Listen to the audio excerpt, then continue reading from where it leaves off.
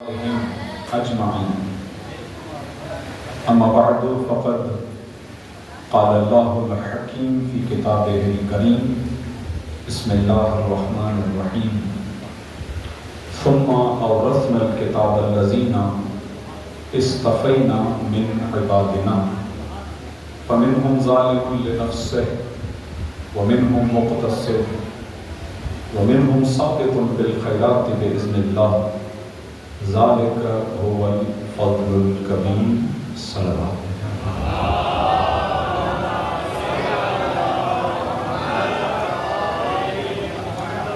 سب مل کر اس سے بہتر درود بھیجیں محمد اللہ صلی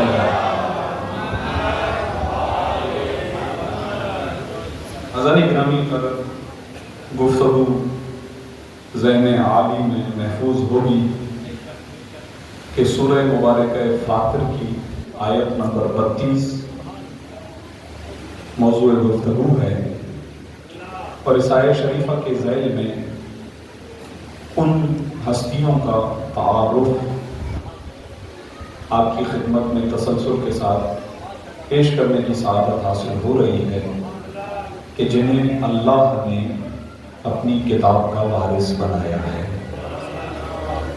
ارشاد حضرت اقدس ہوا کہ ثم اورثنا الکتاب الذین اصطفینا من عبادنا، پھر ہم نے اپنی اس کتاب کا وارث بنایا اپنے بندوں میں سے ان لوگوں کو کہ جن کو ہم نے چن لیا ہے۔ فمنہم ظالم لنفسہ، ہمارے ان بندوں میں سے بعض وہ ہیں کہ جنہوں نے اپنے نفسوں پر ظلم کیا۔ ومنہم مقتصد، ان میں بعض وہ ہیں کہ جو اہل اقتدار ہیں، اہل اقتصاد ہیں، میانہ روی اختیار کرنے والے ہیں۔ ومنہم سابق بالخیرات بإذن اللہ، اور ہمارے بندوں میں سے بعض وہ ہیں کہ جو نیکیوں کی طرف رغبت کرنے والے ہیں، سبقت کرنے والے ہیں، آگے بڑھ جانے والے ہیں۔ ذالک هو الفضل الکبیر، یہ اللہ کا سب سے بڑا فضل ہے جو ان کے شامل حال ہے۔ آیت شریفہ کا ترجمہ آپ کی خدمت میں پیش کیا، گفتگو انشاءاللہ آپ کے ذہنوں میں محفوظ ہوگی کہ یہ آیت مورد گفتگو قرار پائی مامون عباسی کے دربار میں کہ جہاں وارث کتاب موجود تھا، اور جب اس نے اس آیت شریفہ کے بارے میں سوال کیا تو موجود علماء نے اپنی رائے دی، جسے امام نے قرآن کی آیت شریفہ کے ذریعے سے رد فرمایا، اور ارشاد فرمایا کہ یہاں پر استفاء یعنی جو بندوں کو چنا گیا ہے وہ ساری کی ساری امت نہیں ہے، فقط وہ افراد ہیں کہ جن کو اللہ نے چنا جو وارثان کتاب ہیں۔ پوچھا گیا من العطرۃ الطاہرہ، جو کہ سوال کیا امام نے، یہ عطرت طاہرہ کون؟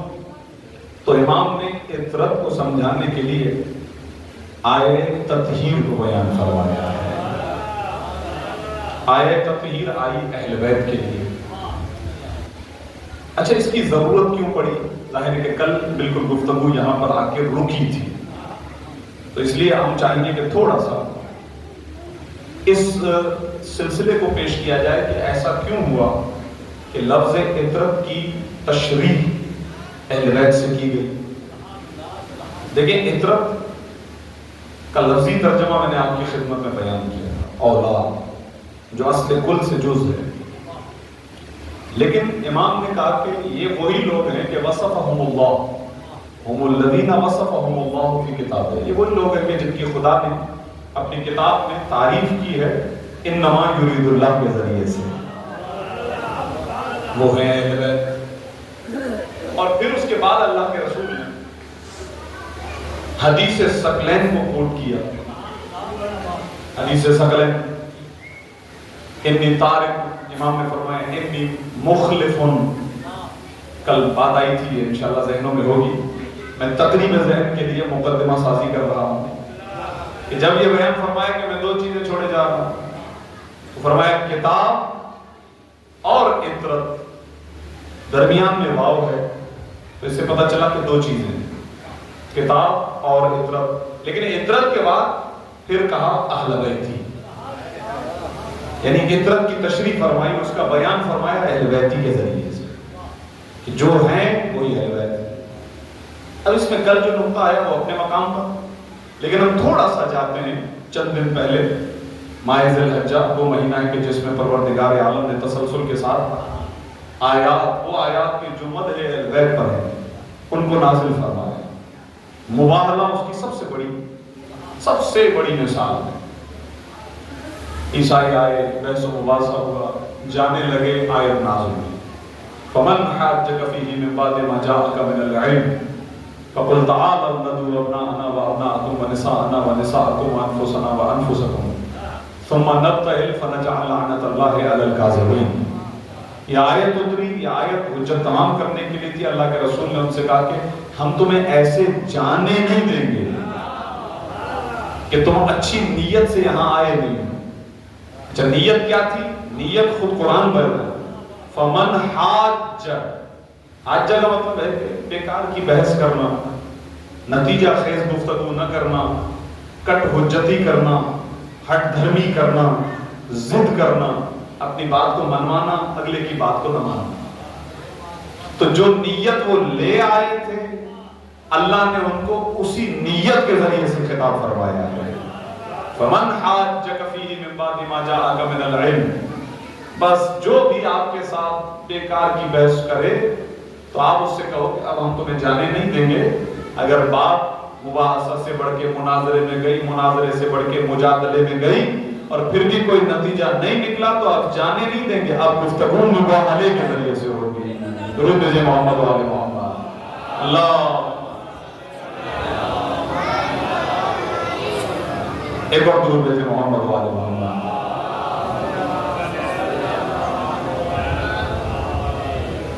اگر صلی اللہ علیہ وسلم بلے تو کوئی آگے گیا اگیا مہندہ کی بات بات اتنا بلے یہاں سائیڈ میں جا رہے وچوں میں مہندہ تو صلوات بھیجیں محمد و آل محمد۔ آرام سے بیٹا اس طرف آ جائیں، اس طرف آ جائیں، پیچھے آ جائیں تاکہ آپ درمیان سے اگر اٹھنا بھی چاہیں تو مسئلہ نہ ہو۔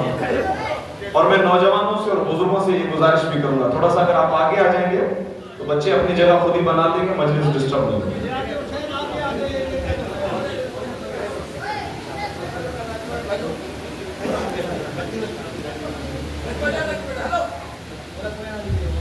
درود بھیجیں محمد و آل محمد۔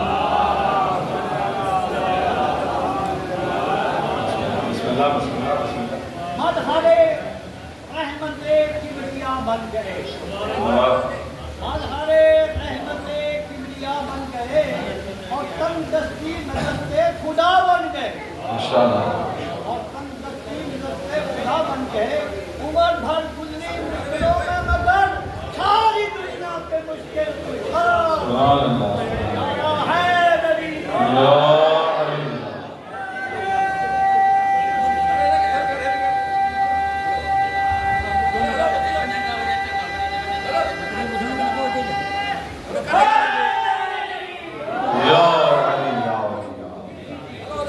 ایک اور درود بھیجیں محمد و آل محمد۔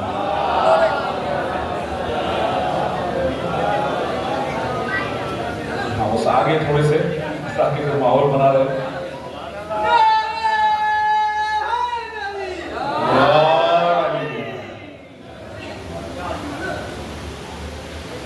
تو جب اللہ کے رسول نے انہیں یہ کہا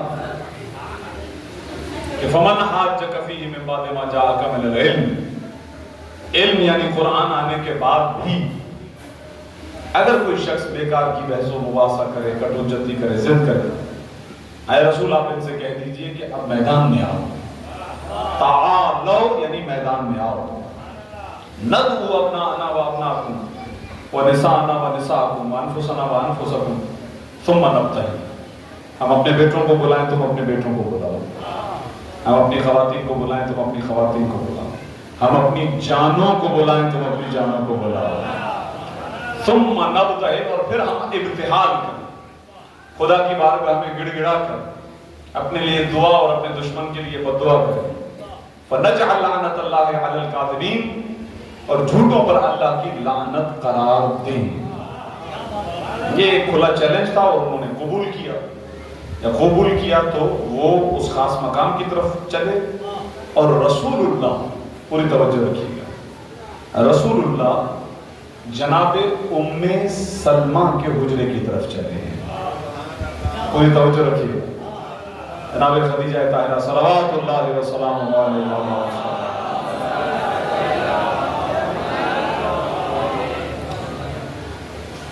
ان کے بعد مقام اور مرتبہ ہے بہت بڑا جناب ام سلمہ کا. اور شہزادی جناب ام سلمہ کے حجرے میں رسول اللہ تشریف لائے اور اب ارشاد فرمایا علی کو بلاؤ, فاطمہ کو بلاؤ, حسن کو بلاؤ, حسین کو بلاؤ, تاکہ صدق آ جائے. ندعو ابناءنا و ابناء, ندعو کا مطلب ہے بلانا, تو فرمایا بلاؤ. اور جب وہ آ گئے تو اہتمام قدرت ہے, اور وہ قدرت کا اہتمام اس طریقے سے ہے کہ رسول اللہ نے اپنی ردا, اپنی ابا, ان چاروں ہستیوں کو اڑھا دی, پہنا دی. اور اب ارشاد فرمایا ہے پروردگار ہر نبی کے اہل بیت ہوتے ہیں, انہم اہل بیتی, یہ میرے اہل بیت ہیں. آپ کی توجہ کا طالب ہوں اس اعتبار سے کہ دیکھیں راز ہے, اگر یہ چادر نہ ہوتی اور فقط یہ جملہ ہم تک آتا انہم اہل بیتی, تو پھر بات یہ بنتی کہ جو بھی حجرے میں موجود ہے وہ اہل بیت میں ہے. لیکن بات یہ نہیں ہے, دو اشارے, ایک چادر اڑھائی اور ارشاد فرمایا انہم اہل بیتی, اے پروردگار یہ میرے اہل بیت ہیں. اذہب عنہم الرجس, اے پروردگار تو ان سے رجس کو دور کر. دعا ہے, دعا. اور اس کے بعد فرمایا کہ وہ طہر, پھر لفظ طہر ہے اسی لئے فعل امر, ان کو پاک کر. لیاقت صاحب نے کل حوصلہ افزائی فرمائی میری, کہا کہ اس سے کہیں کہ پاک رکھ. یہ بھی ماشاءاللہ ترجمہ تھا جو ان کی طرف سے آپ کو میں ہدیہ کر رہا ہوں. ٹھیک, یہ دعا ہے, یہ دعا ہے اللہ کے رسول. اور جس وقت یہ دعا مانگی آیت شریفہ نازل ہوئی, انما یرید اللہ لیذھب عنکم الرجس اہل البیت. یہ آیت نازل ہوئی اسی وقت جناب ام سلمہ قریب آئی اور ارشاد فرمانے لگی یا رسول اللہ میں اہل بیت میں سے نہیں ہوں. اگر چادر نہ ہوتی تو سوال بنتا نہیں تھا, جسے ہم قصہ کہتے ہیں. قصہ اور حدیث قصہ بھی ہمارے ہاں بہت مشہور ہے, وہ بھی ایک روایت ہے. حدیث قصہ والی بھی قصہ یہ نہیں ہوئی رہتا, وہ چادر کہ جس طرح چادر میں یہ پنجتن اکٹھے ہیں. تو اب ان کا سوال یہ بتا رہا ہے کہ وہ اس چادر میں نہیں تھی, تو فرمایا کہ میں نہیں ہوں. تو اللہ کے رسول نے جواب ارشاد فرمایا انکی علی الخیر, آپ خیر پر ہیں, اہل بیت اور ہیں. اگر چادر نہ ہوتی تو یہ روایت ہمارے پاس پہنچتی تو کہا جاتا جو بھی حجرے میں ہے, پھر تو بات سمجھ میں آتی ہے. اور ایک اشارہ کل آپ کی خدمت میں عرض کر دیا تھا, ابن ابی الحدید معتزلی نے لکھا تھا کہ اپنے حجروں سے رسول نکلتے تھے اور سیدہ کے دروازے پر آتے تھے. رسول کا یہ عمل بتلا رہا ہے جہاں سے آ رہا ہوں وہ اہل بیت نہیں, جہاں جا رہا ہوں وہ اہل بیت ہے. صلوات بھیجیں محمد و آل محمد.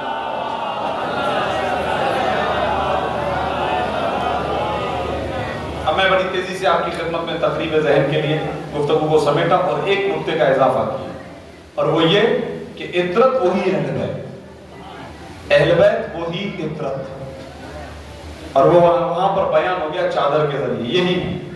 اور پھر یہ بھی عرض کر دوں آپ کی خدمت میں کہ اللہ کے رسول دوسرے دن جب ان کو لے کے میدان مباہلہ کے لیے نکلے اور جہاں پر جا کے تشریف فرما ہوئے تو رسول اللہ نے پھر چادر لگائی. دوبارہ توجہ بتا رہے, رسول اللہ نے پھر چادر لگائی تاکہ یہ ذہن میں رہے کہ جو چادر کے تحت ہیں وہی اہل بیت ہیں. ورنہ ظاہر لوگ تو بہت آئے, ان کی طرف سے لوگ تھے تقریباً 84 کے قریب لوگ تھے, تو یہاں سے بھی لوگ ہوں گے. اور آج کہنے والا مورخ کوئی کیا لکھ سکتا تھا یہ بھی گئے تھے, یہ بھی گئے تھے, یہ بھی گئے تھے. بھئی گئے تھے یہ نہیں, یہ بتاؤ چادر کے نیچے کتنے تھے, یہ اہم, اور وہ پنجتن. لہذا اللہ کے رسول نے ارشاد فرمایا اللہم ہؤلاء، یہ ہے میرے اہل بیت، ہؤلاء اہل بیت، یہ میرے اہل بیت۔ اب وہ حدیث کے سامنے تو جملے اور بھی مختلف طرق سے بیان ہوئے ہیں، لیکن یہ مباہلہ کی آیت کے ساتھ ہی آیت تطہیر کا نزول ہے، اور اس کے ذریعے سے اہل بیت کے مصادیق کون ہیں، مصداق کون ہیں، اہل بیت کون ہیں، اللہ کے رسول نے اپنے اس عمل کے ذریعے سے حضرت ام سلمہ کے حجرے میں واضح و آشکار کر دیا۔ اور یہ جو روایت میں نے آپ کی خدمت میں حضرت ام سلمہ رضی اللہ تعالیٰ عنہ کی بیان فرمائی ہے، یہ فقط ہماری کتاب کی نہیں ہے، یہ بالکل متفق علیہ حدیث ہے، ذہن میں رہے گا آپ کے انشاءاللہ۔ اب اللہ کے رسول یہ بیان کون فرما رہا تھا؟ امام رضا مامون کے دربار میں حدیث ثقلین کو بیان کیا، اور پھر ارشاد فرمایا الا آگاہ ہو، کیا تمہارے رسول نے ایسا نہیں فرمایا کہ انہما لن یفترقا، کہ یہ دونوں چیزیں کبھی ایک دوسرے سے جدا نہیں ہوں گی، فانہما لن یفترقا حتی یرد علی الحوض، یہاں تک کہ یہ دونوں حوض کوثر پر میرے ساتھ پہنچیں گی۔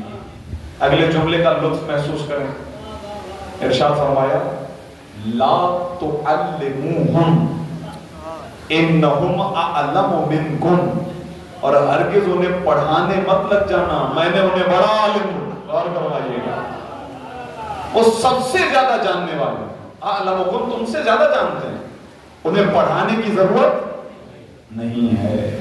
توجہ ہے آپ حضرات کی انشاءاللہ۔ تو جس طرح گفتگو چل رہی ہے اسی طریقے سے ہم ایک لمحہ اور آگے بڑھیں۔ سوال ہوا وارثان کتاب کون؟ علماء نے کہا کہ پوری امت، امام نے کہا اطرت۔ سوال ہوا اطرت کون؟ امام نے کہا اہل بیت۔ اطرت وہی اہل بیت، اہل بیت وہی اطرت۔ اب ظاہر ہے کہ وہاں پر علماء بیٹھے ہوئے تھے، تو علماء نے ایک سوال کیا کہ آپ نے جس اطرت کا سوال کیا ہے، کیا اس سے آپ کی مراد آل ہے؟ لفظ آل بھی آپ کے سامنے بالکل واضح ہے، آشکار ہے، درود پڑھتے ہیں نا آپ تو کہتے ہیں وہ آل محمد، لفظ آل ہے نا آپ کے ذہن۔ تو علماء نے کہا کہ یہ جو کہہ رہے ہیں آپ اطرت سے مراد آپ کی آل ہی ہے، آل۔ انہوں نے کہا ہاں۔ امام نے ارشاد فرمایا ہاں بالکل، اطرت سے مراد میری آل ہے۔ تو اب انہوں نے کہا کہ دیکھیں اگر آپ کے ہاں اطرت سے مراد آل ہے تو ایک بات تو ہم تک بھی پہنچی ہے اور ہمارے بھی بزرگوں سے ہم تک پہنچی ہے، اور وہ یہ ہے رسول اللہ کی طرف منسوب کیا کہ انہوں نے فرمایا ہے امتی آلی۔ پتہ نہیں میری بات واضح ہو رہی ہے آپ کے لیے، آواز صحیح آ رہی ہے انشاءاللہ آپ تک؟ امتی آلی، اس کا ترجمہ یہ ہے کہ رسول اللہ نے فرمایا میری امت میری آل ہے، میری امت میری آل ہے۔ اس کا مطلب تو یہ ہو گیا کہ بات گھوم پھر کے دوبارہ وہیں چلی گئی جو تھوڑی دیر پہلے کہا گیا، جو علماء نے کہا تھا۔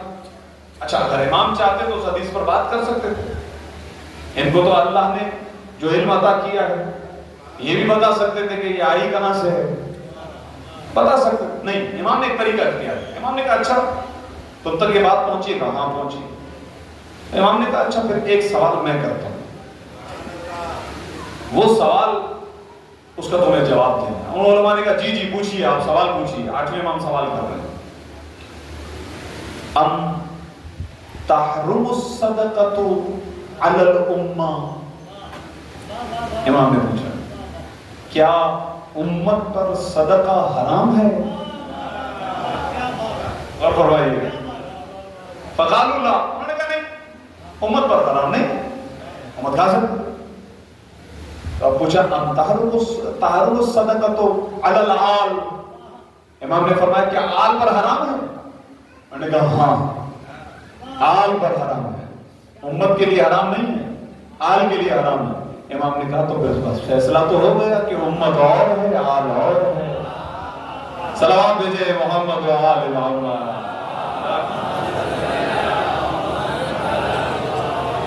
اس سے بھی بہتر اور بلندر صلوات بھیجے محمد و آل محمد۔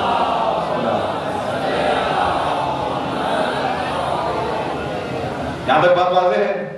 جس طریقے سے آپ کی خدمت میں عرض کر رہا ہوں سماعت فرمائیے. اس کے ذریعے سے امام نے کہا ھذا فرق بین الامتی والآل. یہ امام کے الفاظ ہیں، جیسی کی روایت ہے میں ویسی عرض کر رہا ہوں. امام نے فرمایا یہ فرق ہے امت کے درمیان اور آل کے درمیان. پھر امام نے انہیں کہا کہ تمہیں کیا ہو گیا ہے؟ تم کس طرف جا رہے ہو؟ کیا تمہیں یہ پتہ نہیں ہے کہ وراثت کتاب اور طہارت یہ ان لوگوں کا ورثہ ہے، ان لوگوں کے لیے خاص ہے کہ جو ہدایت یافتہ ہیں. غور فرمائیے، جو ہدایت یافتہ. جملے کو میں چونکہ ہماری اس مجلس کے اندر نوجوان ہیں کافی، تو اسی لیے میں آرام سے ان الفاظ کو اپنے سامعین تک پہنچانا چاہتا ہوں. اور ظاہر کلمات امام ہیں تو میں چاہتا ہوں کہ اس کو صحیح طریقے سے لفظوں کو بالکل آپس میں ملا نہ دیں، بہت اہم ہے. امام نے کہا تمہیں کیا ہو گیا ہے؟ وراثت کتاب. وراثت کتاب وہی آیت جو ہم نے سرنامہ سخن بنائی ہے. اور دوسرا امام نے کہا طہارت. یہ خاص ہے ان لوگوں کے لیے کہ جو چنے ہوئے ہیں اور ہدایت یافتہ ہیں. دو چیز، چنے ہوئے اور ہدایت یافتہ. جب امام نے یہ جملہ کہا تو آگے سے علماء نے کہا من این یبن رسول اللہ، یعنی یہ جو آپ نے دعویٰ کیا اس کی دلیل کیا ہے کہ وراثت کتاب اور طہارت ان لوگوں کے ساتھ خاص ہے کہ جو ہدایت یافتہ ہیں اور جو چنے ہوئے ہیں. نہ بھولیے گا یہ الفاظ، یہ قرآنی لفظ ہیں. امام نے ارشاد فرمایا سورہ مبارک حدید میں. اب آیت نمبر میں آپ کو بتا دیتا ہوں، آیت نمبر 26. وَلَقَدْ أَرْسَلْنَا نُوحًا وَإِبْرَاهِيمَ. ہم نے نوح کو بھیجا اور ابراہیم کو بھیجا. وَجَعَلْنَا فِي ذُرِّيَّتِهِمَا النُّبُوَّةَ وَالْكِتَابَ. اور ہم نے ان کی یعنی ان دونوں کی، حضرت نوح اور حضرت ابراہیم، ان دونوں کی ذریت میں دو چیزیں رکھی. کیا ہے؟ ایک کتاب، وراثت کتاب ذہن میں رکھیے گا. ہم نے نبوت اور کتاب کو ان کی ذریت میں رکھا. فَمِنْهُمْ مُهْتَدٍ. ان میں سے بعض وہ ہیں کہ جو ہدایت یافتہ ہیں. آپ کی توجہ کا طالب ہوں، ہماری آیت بالکل اس سے ملتی جلتی آیت ہے. فَمِنْهُمْ ظَالِمٌ لِنَفْسِهِ وَمِنْهُمْ مُقْتَصِدٌ وَمِنْهُمْ سَابِقٌ بِالْخَيْرَاتِ بِإِذْنِ اللَّهِ. یہاں بھی یہی آیت، اسی طرح کی آیت ہے. امام فرماتے ہیں، پروردگار عالم ارشاد فرماتا ہے فَمِنْهُمْ مُهْتَدٍ. اس ذریت نوح اور ذریت ابراہیم میں سے بعض وہ ہیں جو ہدایت یافتہ ہیں. وَأَكْثَرٌ مِّنْهُمْ فَاسِقُونَ. اور ان میں سے اکثر فاسق ہیں.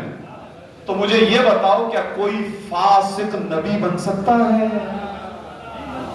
کیا کوئی فاسق کتاب کا وارث بن سکتا ہے؟ تو خود بخود طے ہوا. پہلا حصہ کیا تھا؟ فَمِنْهُمْ مُهْتَدٍ. اس کا مطلب جو ہدایت یافتہ ہوگا وہی وارث کتاب بھی ہوگا اور وہی طیب و طاہر بھی ہوگا. صلوات بھیجے محمد و آل محمد. جواب نہیں. اب یہ بات جس طریقے سے آپ کی خدمت میں پیش کی گئی، میں چاہتا ہوں کہ یہاں سے آپ کو بھی تھوڑا سا اس میدان میں تو لے آؤں. ان کی بات تو چل رہی ہے لیکن ہم کہاں ہیں یہ تھوڑا سا ہو جائے. اب یہی آیت ہے، یہی آیت نمبر سورہ مبارک کے فاتر آیت نمبر 32. آپ کے اور میرے پانچویں امام حضرت امام محمد باقر علیہ السلام.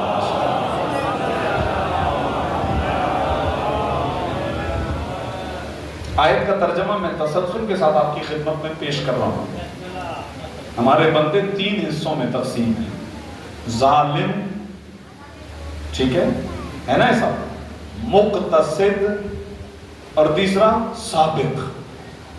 3 طرح کے لوگ ہیں. اس آیت سے سمجھ میں آیا ہمارے بندے 3 طرح کے. یہ آیت امام کے سامنے پیش کی گئی. مولا یہ آیت اس کا کیا معنی ہے؟ یہ کون لوگ ہیں؟ ظالم کون ہے؟ مقتصد کون ہے؟ اور سابق کون ہے؟ توجہ فرمائیے گا. میں نے کہا نا میں چاہتا تھا کہ تھوڑا سا آپ کی خدمت میں یہ بھی عرض کر دوں کہ ہم کہاں ہیں.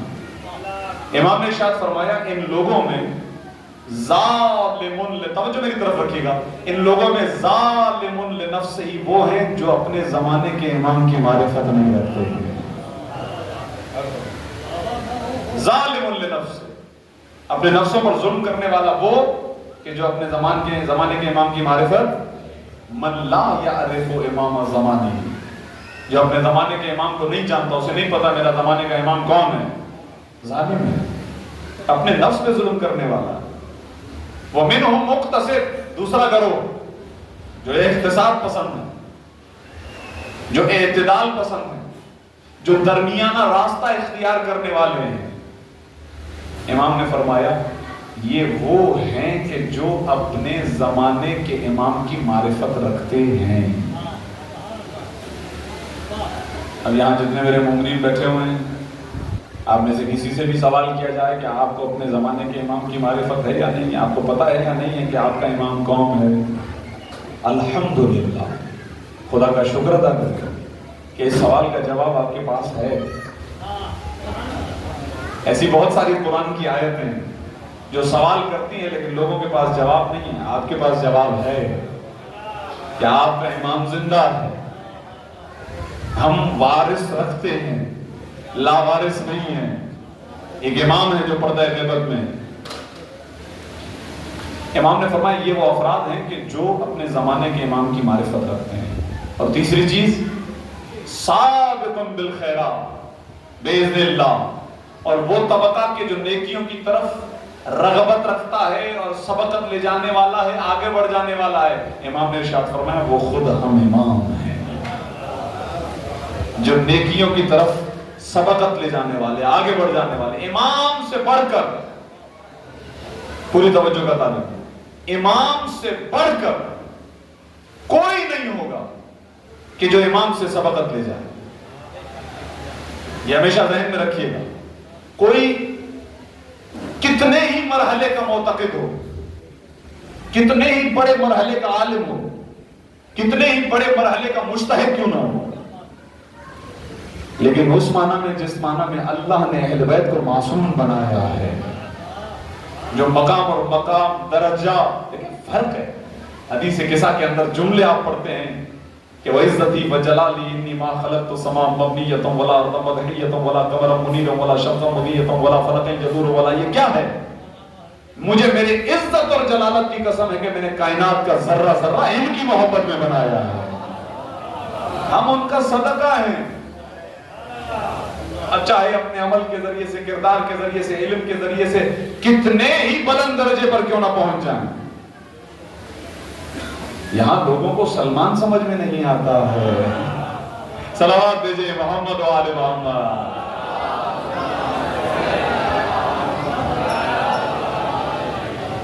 سلمان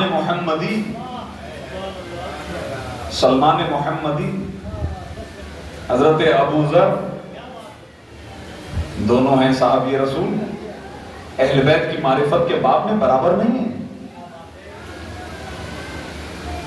ایک مرتبہ حضرت ابو ذر حضرت سلمان کے پاس تشریف لائے، ان کے ہاں ایک دیگچی میں کچھ پک رہا تھا۔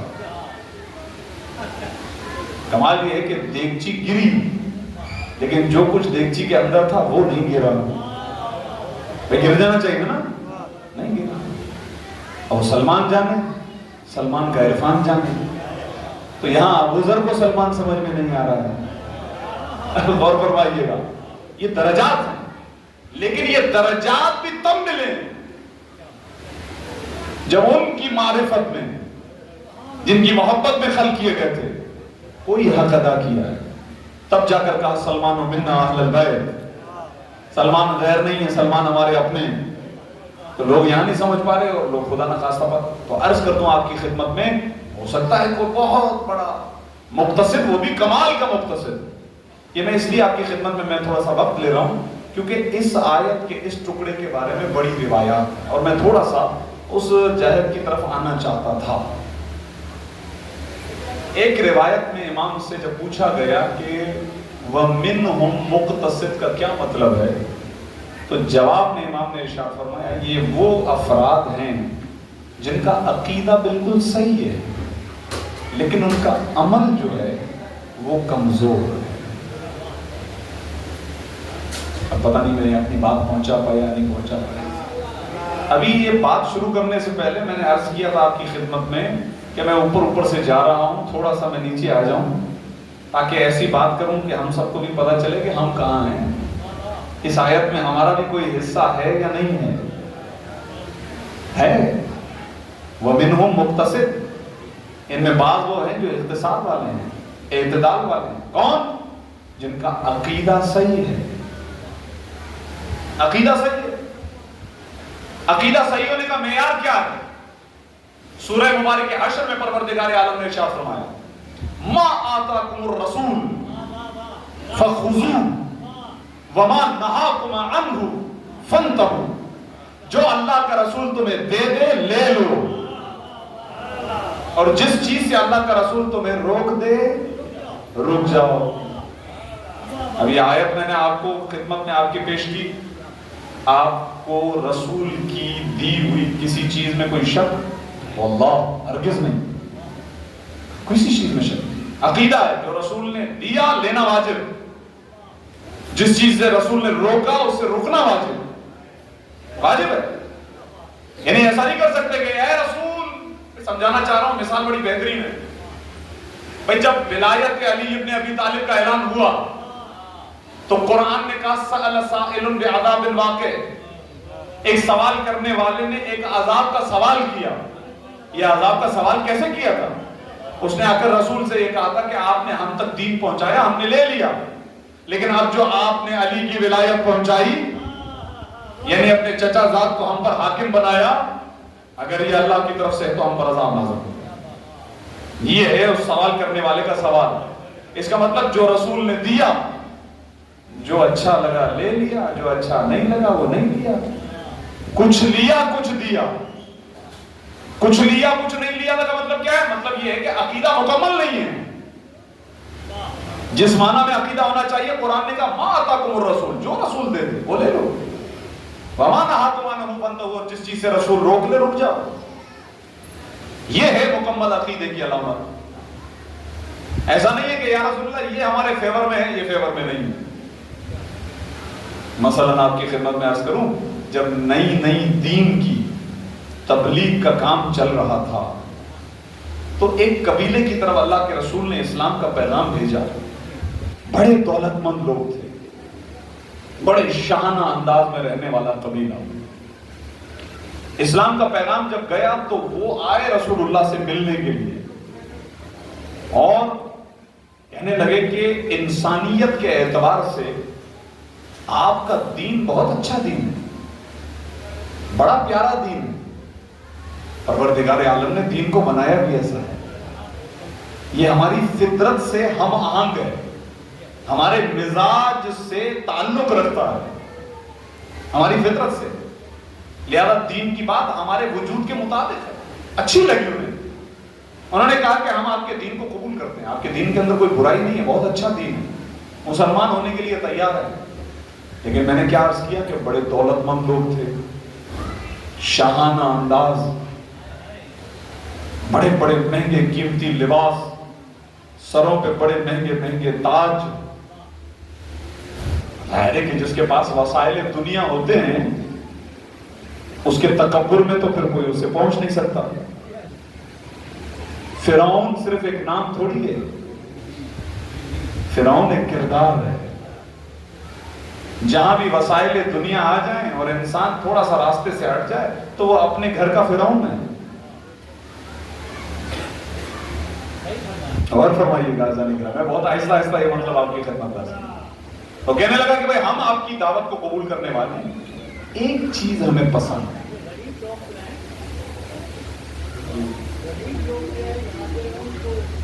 جی بالکل. فرمانے لگے کہ ایک چیز ہمیں پسند نہیں, بس ایک چیز, وہ آپ ہمیں معاف کر دیں, ایک چیز معاف کر دیں, اس کے علاوہ آپ کا دین اچھا ہے. آپ کیا سمجھے اس سے؟ یہی نا کہ جو پسند ہے وہ لے لو, اور جو وارے میں نہ آئے نہیں, یہ نہیں ہے پسند. معاف کیجئے گا, ہمارا بھی دین پر عمل کرنے میں کوئی اس سے کم کردار نہیں ہوتا ہے. بہت ساری چیزوں کا انکار کرتے ہیں, ہمیں سمجھ میں نہیں آتی. رسول اللہ نے پوچھا کون سی چیز ہے جو آپ کو سمجھ میں نہیں آتی؟ یہ جو پیشانی کو خاک پہ رکھنا ہے نا،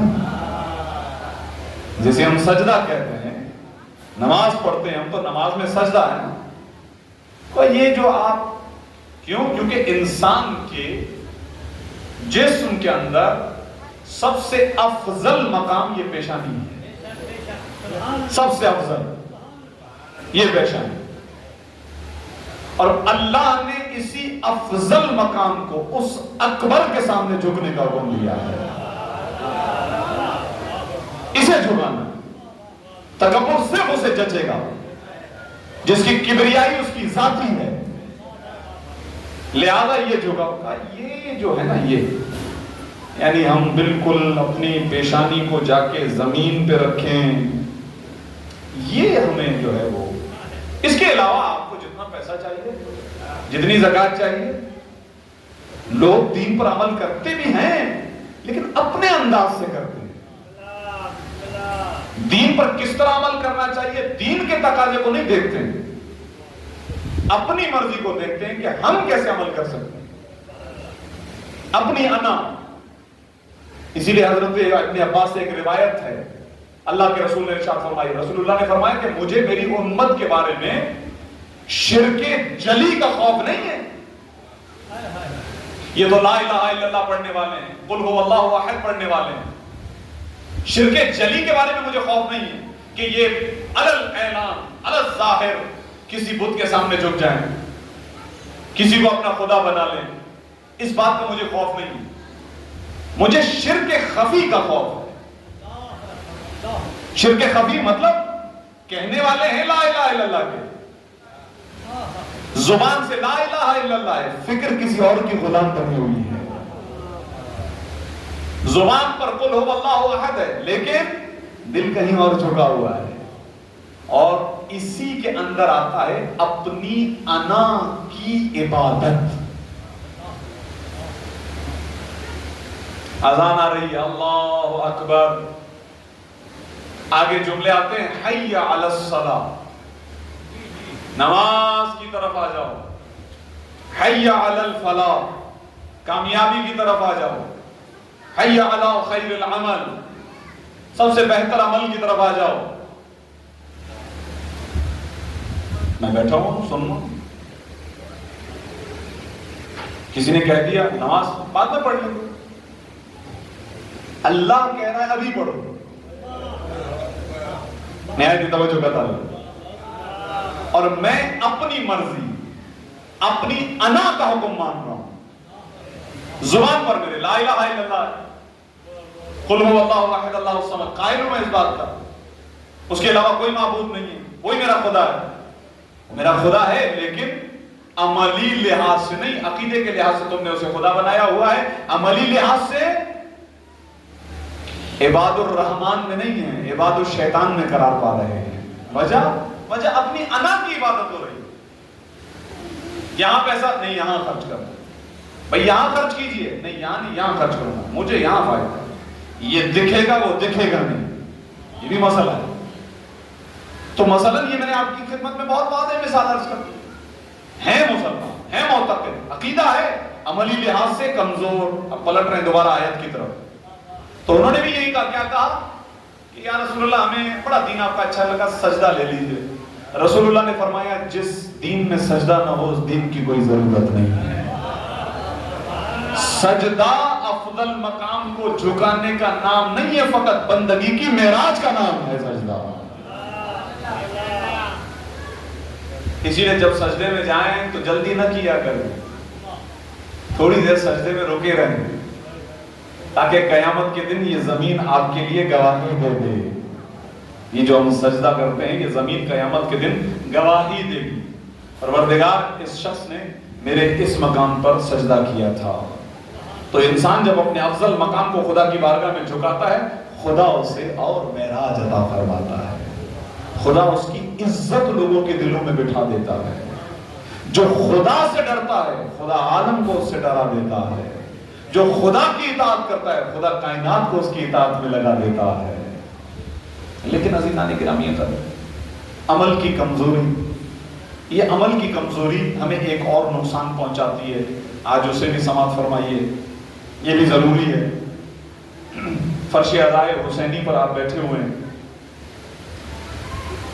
یہاں تو لمحوں کے اندر کچھ بھی ہو جائے، کس کو کوئی ہدایت مل جائے، کسی کا مقدر بن جائے، یہ وہی دسترخوان ہے جہاں پر حر علیہ السلام بن جاتا ہے، یہ وہی دسترخوان۔ لہذا ایک مطلب اور آپ کی خدمت میں عرض کرنا چاہتا ہوں، پوری توجہ کرو۔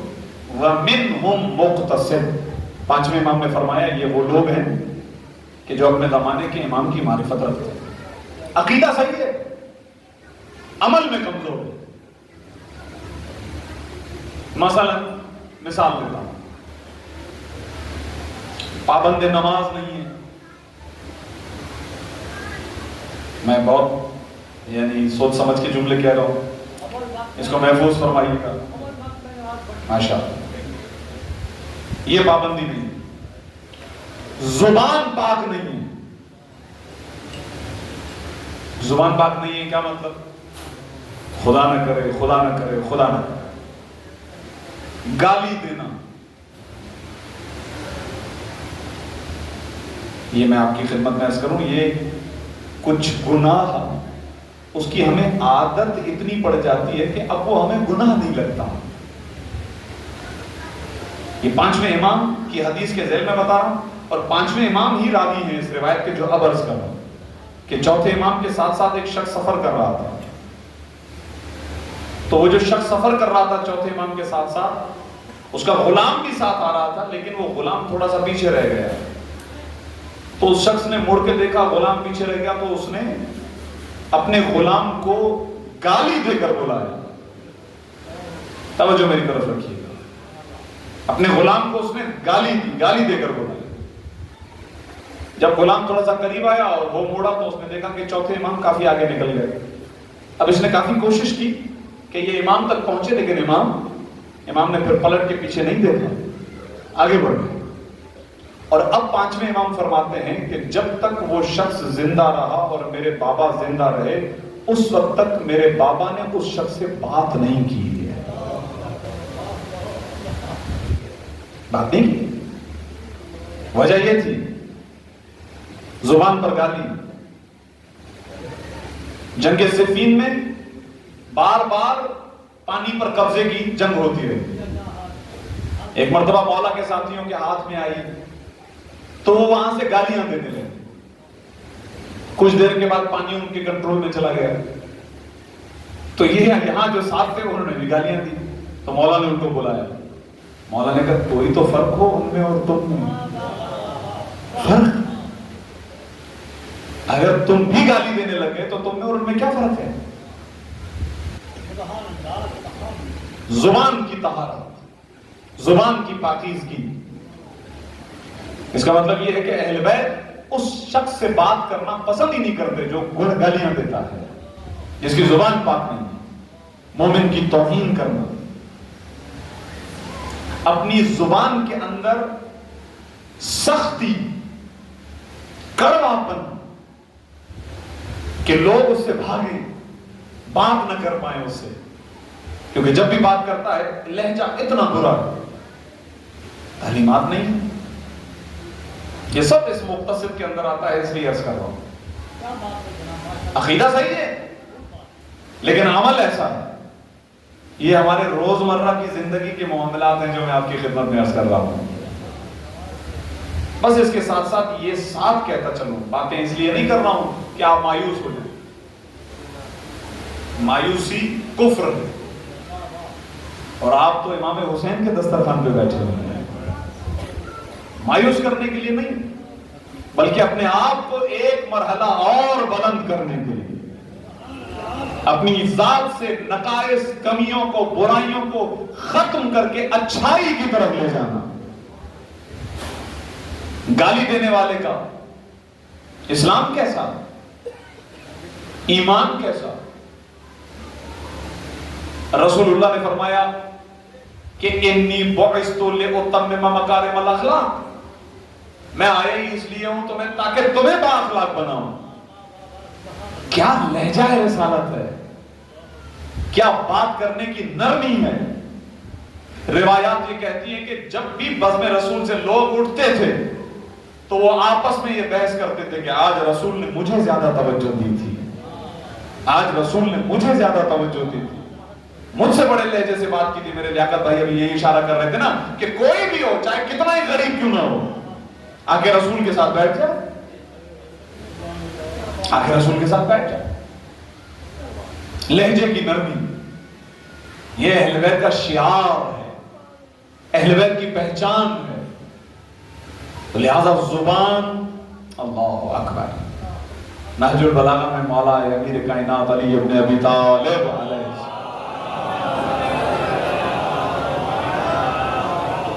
امیر کائنات فرماتے ہیں الانسان مخبوء تحت لسانہ, انسان تو اپنی زبان کے نیچے چھپا ہوا ہے. جب زبان کھولتا ہے تو پتہ چل جاتا ہے کہ اس کی حیثیت کیا ہے, بولتا ہے تو پتہ چل جاتا ہے اس کا معیار کیا ہے, بولتا ہے تو پتہ چل جاتا ہے کہ یہ کس اسٹیٹس کا انسان ہے. خدا آپ کو سلامت رکھے. آپ کو امام نے اہل اقتصاد ومنہم مقتصد میں قرار دیا, لیکن یہیں سے ہمیں سفر کو آگے بڑھانا ہے, اپنی ذات سے رذائل کو دور کرنا ہے, فضائل کو قریب لانا ہے. اور جو بھی انسان اپنی ذات سے گناہوں کو دور کرتا جاتا ہے آہستہ آہستہ اور اچھائی کی طرف قدم بڑھاتا جاتا ہے آہستہ آہستہ, تو وہ خود بخود اپنے امام کے قریب ہو جاتا ہے. عزیزان کرام, اس بات پر ایک آواز بلند صلوات بھیجیے گا محمد صلی اللہ علیہ.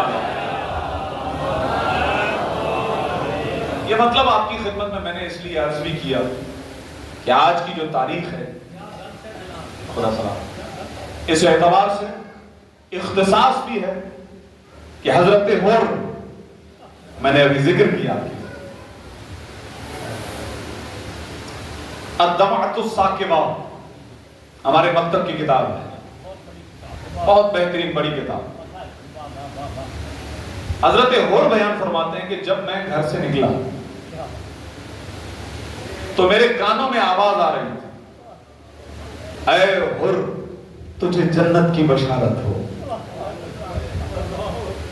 اور میں سوچ رہا تھا کہ میں ابن زیاد کی طرف سے حسین ابن علی کا راستہ روکنے کے لیے جا رہا ہوں, یہ میرے کان میں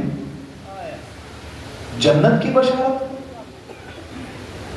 اور چلتے چلتے چلتے چلتے اس راستے میں آ گئے جہاں سے امام حسین اپنے خانوادے اور اپنے اہل حرم کے ساتھ کوفے میں داخل ہونا چاہتے تھے. زیادہ دور نہیں تھا کربلا کوفہ. ایک مرتبہ حضرت ہور کا لشکر سامنے آ گیا, آپ کوفے نہیں جا سکتے.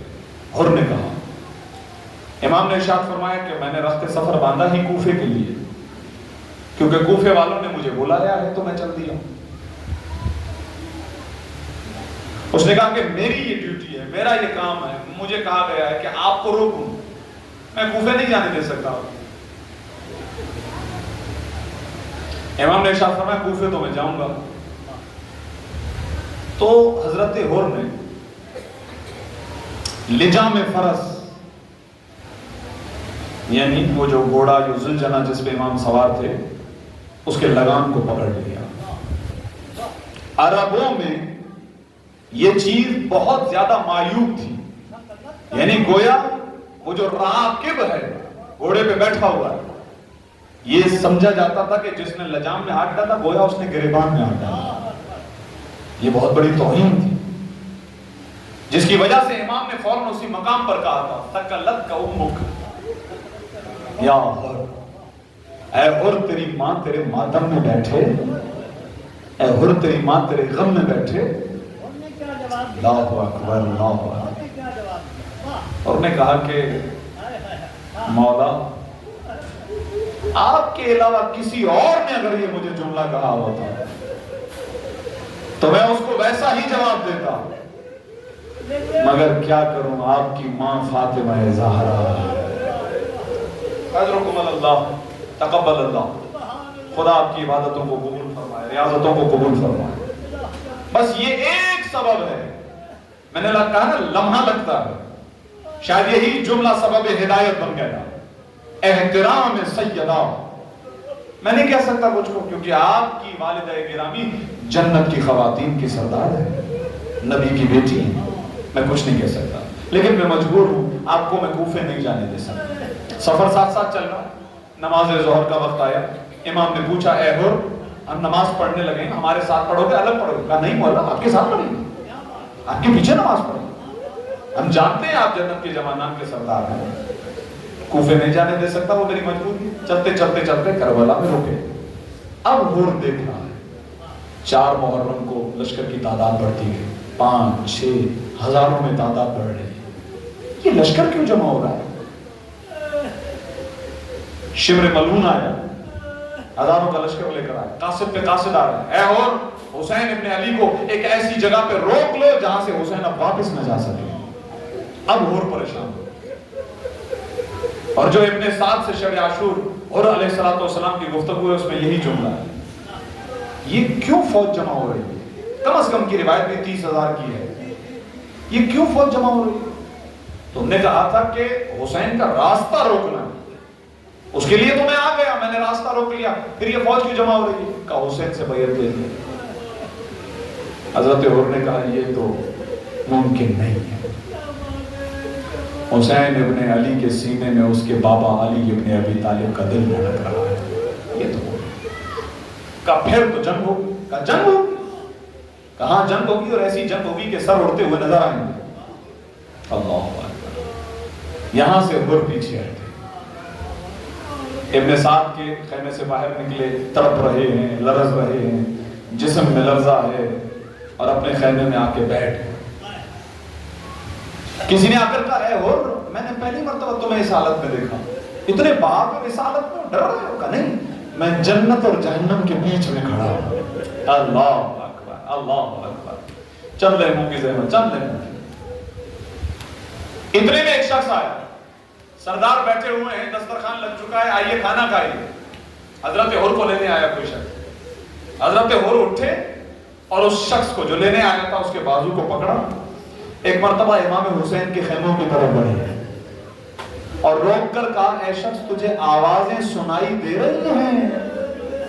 اب جو شخص نے کان لگا کے سنا تو چھوٹے چھوٹے بچے کہہ رہے تھے آئے پیاس، العطش العطش، آئے پیاس آئے پیاس۔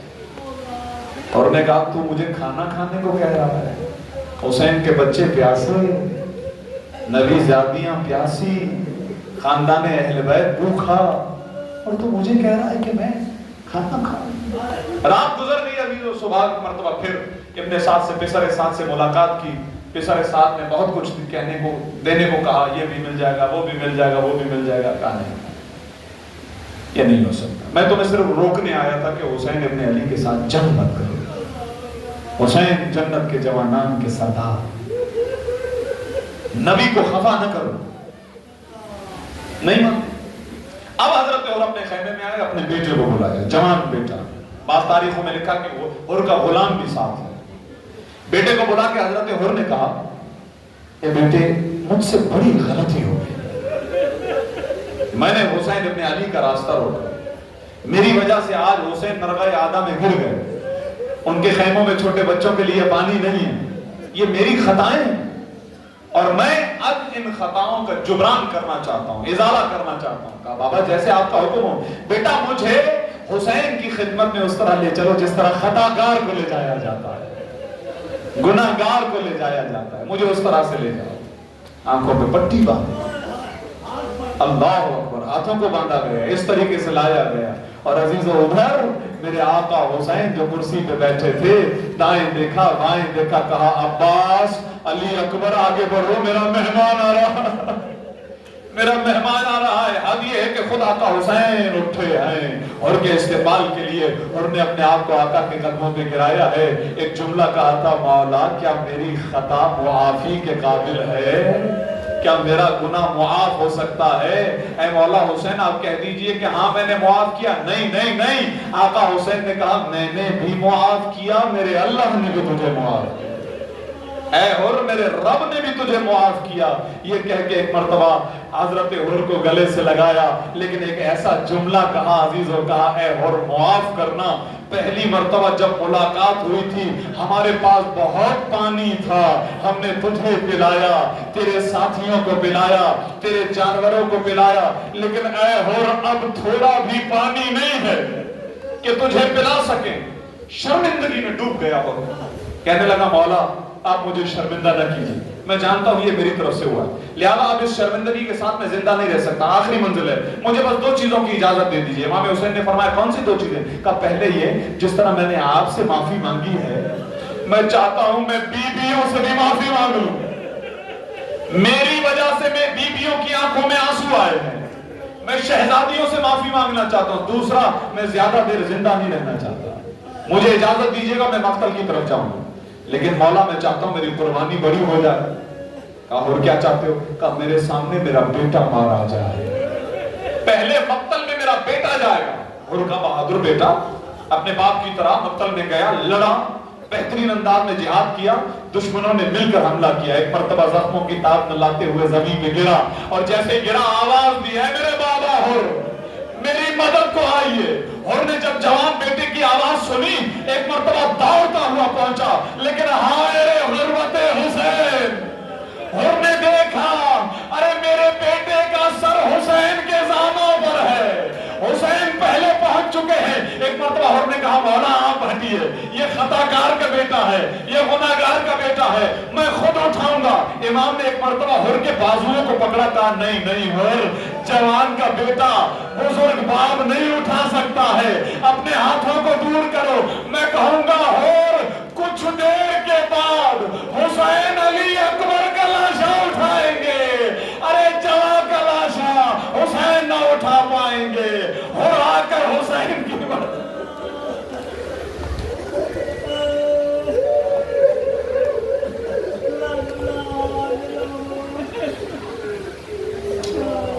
اللہ ولعنت اللہ علی القوم الظالمین وسيعلم الذين ظلموا أي منقلب ينقلبون. بار الہ تجھے واسطہ ہے تیری عزت و جلالت کا، تجھے واسطہ ہے سرکار سید الشہداء کے حق کا. حضرت حر کی طرح ہم بھی امام حسین کی بارگاہ میں موجود ہیں، اپنے گناہوں کی معافی کے طلبگار ہیں. خدایا ہمارے گناہوں کو معاف فرما، ہمارے مرحومین کی مغفرت فرما. تمام مومنین جو حاضرین ہیں خدایا سب کی حوائج شرعیہ کو مستجاب فرما، ہماری دعاؤں کو قبول. جی بالکل برادر محترم ذاکر لیاقت صاحب کے پوتے کے لیے خصوصی دعا کی التماس ہے. خدایا انہیں صحت و تندرستی عطا فرما، ہر بیماری سے شفا عطا فرما. جو مومن جن کی دعائیں میرے ذمہ ہیں آپ کے ذمہ، سب کے لیے دعا کریں. خدایا سب کی مشکلات کو حل فرما، سب بیماروں کو شفائے کلی عطا فرما. پروردگار دنیا میں جہاں جہاں ظلم ہے ظالموں کا خاتمہ فرما، مظلوموں کی حمایت اور نصرت فرما. اپنے وعدے کی تکمیل کے لیے اپنی آخری حجت حضرت امام زمانہ کے ظہور میں تعجیل فرما. ہمیں مولا کے ساتھیوں میں شمار فرما. ماتم حسین.